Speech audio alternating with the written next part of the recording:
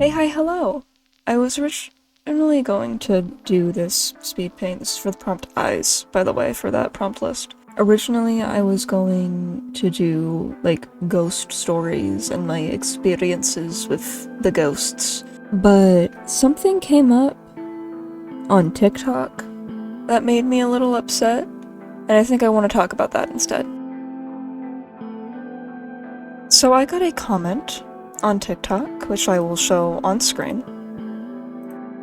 Pretty much, the comment reads, "Better than the Goretober thing I've seen making its rounds through the art community at the moment. I like rats." Now, here's the thing. On TikTok, I am doing my own prompt list, but I'm also following a prompt list called Rattober. That's why the person mentioned rats.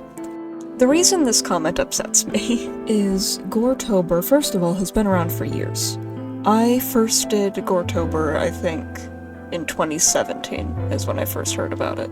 So it's not like something that's new and just making the rounds on TikTok and in the art community, and it's existing to like upset people or something. It's been around for a while.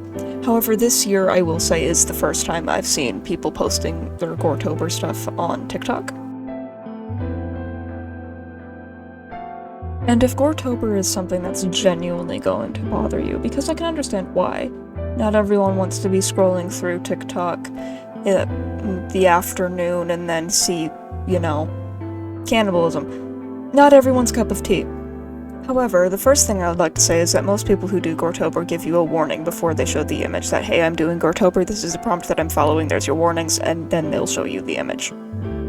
So it's not like you're getting flashed with the image against your will. You have the warning and time to scroll, because most of it's in slideshows, and you have to manually scroll onto the image. Secondly, if you really don't want to see it, you can block the people that are doing Goretober that keep showing up on your For You page. It's not like they're gonna know or be upset with you for blocking them. You can tell TikTok you're not interested in that kind of content and you won't see it anymore. You can block tags. You can block the mention of tags on TikTok, so it won't show you content that it has that hashtag on it. Or you can just scroll. There's options. You don't have to sit there. No one is holding you at gunpoint to watch people draw gore. Then also, it is really weird to go into somebody else's comment section of a unrelated art prompt video. For all they know, I have no idea what Goretober is. And going into my comment section and saying how you don't like Goretober when my video has nothing to do with Goretober, so you can say that the prompt I'm doing is superior to Goretober because you don't like it. Some content just isn't for you. Like if you don't like gore or body horror, and that's not content you want to see, then don't look at it, don't interact with it, don't touch it, leave it alone. The thing that bothers me the most about this comment is that it feels like it is shaming anyone who does Goretober. God, shit, fucking hell. It's 6 a.m. I haven't had any sleep tonight. Because it feels like it's wanting to shame anyone that does Goretober and use that shame to be like, oh, I'm glad someone here is doing something normal. And that bothers me so much. Because the large majority of people who are doing Goretober and participating in it are actual fucking children. I have not seen a person do Goretober who is not in the age range of like 12 to 15. Any kid in that age range who, I don't say this to be insulting, who is edgy, interested in art, and doesn't have heavily restricted internet access is probably going to end up doing Goretober. Because for that age range and that demographic of child, that's something that they're interested in at the time, and it's fine. It's usually not an indicator of anything incredibly concerning. Can it be a little worrisome? Sure, absolutely. Majority of the time it's not an issue. And usually the people doing Goretober being either very young teenagers, or beginner artists going into someone else's comment section, or into their comment sections, because I don't know if this person is going into Goretober comment sections and shaming people, and saying, that's really bad, that's gross, it disgusts me, here's something that's superior to what they're doing, is incredibly discouraging. It just really made me upset seeing someone who is essentially going into my comment section and bullying children, indirectly bullying and shaming children who are trying to develop a new skill or do a hobby that they enjoy and were brave enough to post their art on TikTok and to try and follow a month-long prompt, because month-long prompts are so draining and exhausting, and it's really difficult to do if you are just starting out in art. It's really hard to keep up with them. And for someone to go into my comments section and instead of just like, because what I normally get is like, oh, I love the rat, he's a great little guy, or some person who's been commenting big booty velociraptor on all of my rat things, I don't know what that means. You know, that's the normal comments that I get, and that's perfectly fine. But this one just really pissed me off, because it's like trying to, instead of being like, oh, I'm glad Rat-tober's a thing, and good rat, it's something like, I think that the children who are doing a different prompt that I don't like are awful, and what you're doing is better than what they're doing. It's like, that, fuck off.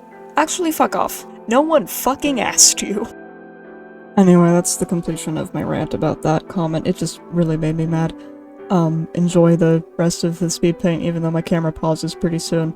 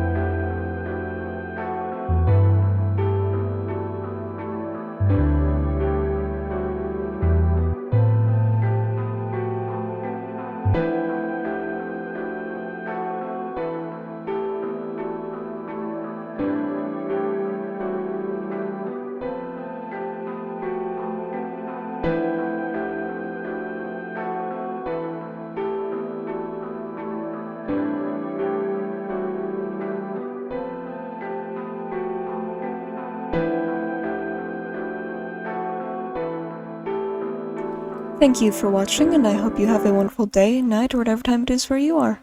Bye-bye.